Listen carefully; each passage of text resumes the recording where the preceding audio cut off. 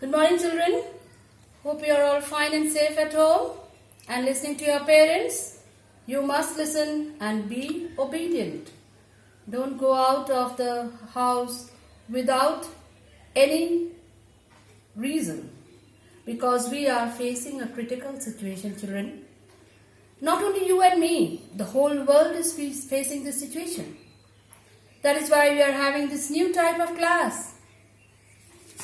The online classes, the virtual classes, and we have to continue with this. Life cannot stand still, isn't it?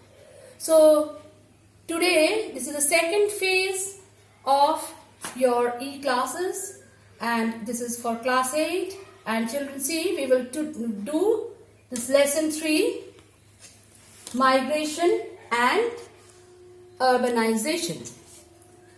What is migration? Now, movement of people from one place to another is called migration. Now, migrant means what? A person moving from one place to another. Now, migration can be broadly divided into two types, temporary and permanent. Now, temporary, the name tells you that it is for a short period. People go from there to another place and stay. Daily migration, annual migration, and seasonal migration. Daily migration example, you can see the workers, sometimes they go come from the village to the city to work for some hours and then go back to their home, to the village again. Isn't it? In Purulia only it happens, you see. Now, second is the annual migration. Once in a year. Sometimes people go to another place, from one village to the town, or from one city to another city, or from village to another city for education, for employment, but they stay for 1 year, for short period of 1 year. This is called annual migration. And next is seasonal. In season, once in a season. Now, this example you see can be of harvesting seasons. Now, where the crops grow, now those agricultural fields, the people come to those places from different parts of the villages, the far off villages, to work there as the harvesters. Now, they have to harvest the crops, and then again they go back. They work only in that season. So, this is example of seasonal migration, and it's a temporary migration. Next is a permanent migration. Permanent tells you that you stay there for long and permanently. So you don't come back to your own place easily, isn't it? Now, permanent migration examples, the people who are who go to the foreign countries, or from one country to another country, or from one village to another village, or from the village to the city, and permanently stay there. So that is the permanent migration. Now, there are two factors of migration: pull factors and push factors. Pull factors, there are certain factors that pull or attract the people to a certain area, like the better employment opportunities, good educational facilities, good medical facilities, and all these. So they flock to that city or to that town, or from one country to the another country. Now, this is the pull factor. And now next is the push factor. For example, from the village the people move to the cities or the bigger towns. Why? Because they don't get good job there. Many facilities they don't get for a luxurious life there. So, those are the push factors. They push the people from there to force them to move to the other parts to live. Now, in case of pull factors, you see the people where they are attracted, there the population increases. And in case of push factors, you see the population decreases from where the people go in that place. No. Now, children, we learn about the modes of migration. Now, national migration and international migration. National migration means movement of people within the country from one place to another, maybe from a village to another village or village to a city or from one state to another state. So this is movement within the country. And next is the international movement, that migration means movement from one country to another country. Like scientists, the researchers, they go to the foreign countries and they do their work and they stay there permanently. Alright? Now this is called the international migration. Now migration on the basis of direction. Rural to urban means from village to cities. Then urban to urban means from cities to cities, movement of people. Now when people move from rural area to any rural area, village to village, or from any city to any village. So this is on the basis of direction. In this way you can divide. Next we come to the causes of migration. Now there are certain causes why people move from one place to another. First thing comes employment. People want better employment, good opportunities. Wherever they get better opportunities for employment, they will move. Now in case of, you see, people flock to the cities. Why cities are so densely populated?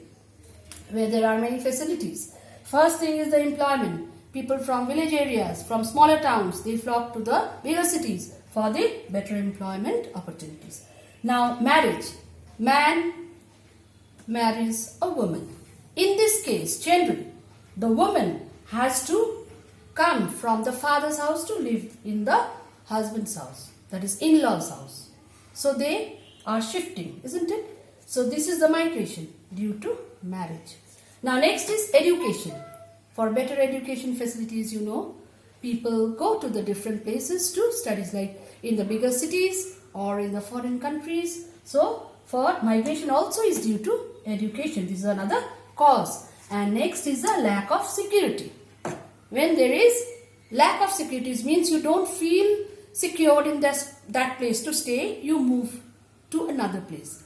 Now a burning example is few years ago, in 1990s, in Kashmir, the Brahmin Pandits, they were forced to move to Delhi and suburbs of, they settled there in Haryana. Why? Because they were tortured, they were being killed, they were being forced out to move from there.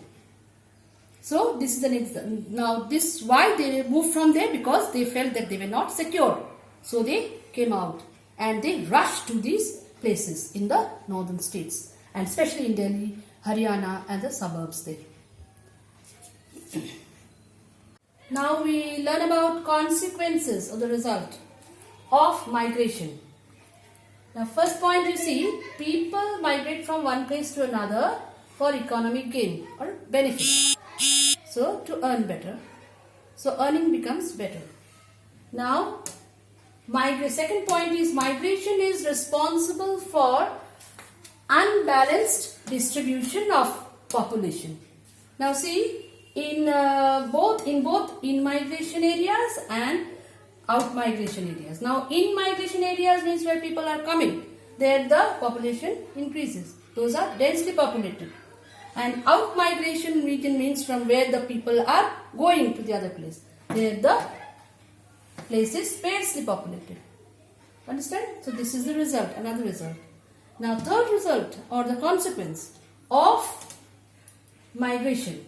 It affects age and sex composition of population of both the areas, in and out migration. This means that, now suppose from one place the men are only moving from a village to the city or the town for work. Maybe in there, what happens? The population in that region or the village of women increases and the men decreases, and the vice versa. Now next point is also the age. Age also is the increases or decreases. Now see, people, those who have the opportunity to go to other places, maybe they are actually the adults to go for work. So the age also is affecting the age. Now this also, migration also affects the age of the population. Now the people of certain age, maybe from 20 or 18 to 30 or 35, they have gone out to work. So those people of those ages have decreased there in that region from the where they have gone out. So next is migration promotes unity in diversity. Means people migrate from different parts or different regions and come to a place. Now in that place, maybe in Bengal, in a city, or in a town, bigger town you see, people have gathered from different states and staying there. Now they are your neighbors. Now you see, you exchange your culture, your food, your festival, and so you are one citizen of India. But there is diversity, isn't it? The different ways, you learn the different cultures, the food habit, and take part in different festivals of the people of different areas, but you are living unitedly. Now children will know about the smart city. What is the concept of smart city? Which city is called a smart city?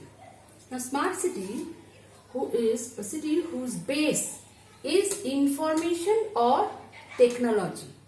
Its base is the information or technology, and that is with this information and technology, every work is done in the city. Even the governing the city, the work in municipality, everything is done like that. So this is known as a smart city, and information technology is the basis of the whole city, its prosperity, that is the development of the city, its channels of communication, all communication is done through the internet, and other facilities through the internet. So this is the concept of smart city. Like we have the smart cities in India, Bangalore, Hyderabad, and so on. And in the different parts of the world, there are the smart cities, like you have got New York, then Paris, Tokyo, and etc. Now, next is, what are the features? That is the which cities. Now, these smart cities, now they have certain features, characteristics. What are they? You don't have to learn very in details of this. I am just discussing it, and it is the smart city, the conception is given in your written note, and you will learn that and write in your answers when it is asked. Now the features are adequate water supply, and then the amount of the electricity supply is assured, and efficient public transport is there in smart cities. Then you have got good governance, all right, and e-governance. E-governance means all the services of the government is through the on the basis of information technology. Then these are the features of smart city. Now we come to brain drain. What is this? Brain drain. When skilled people and the highly educated people leave their country and go to the foreign countries to live, and they go there and stay there for employment, for better employment opportunities, for research activities. Scientists go there for these research activities. Now they leave their country and they carry their developed brain, highly skilled knowledge to those countries and drain it there. That is, they work for the development of those countries. And in that case, what happens? Those countries gain they have the economical development, and the countries from where they are going, there the economical development is becomes less, isn't it? They cannot grow fast. And this is the problem today of the developing countries. and India is such an example. Now in your written material what I have given, there I have discussed about this. Alright, and 2 answers are there. On the basis of this, you will learn from the notes and write the answers. Next is urbanization. What is the meaning of urbanization? It means the process of moving to cities. It increases the population of that city. So when people are moving to cities and living there, this is called the urbanization. Alright.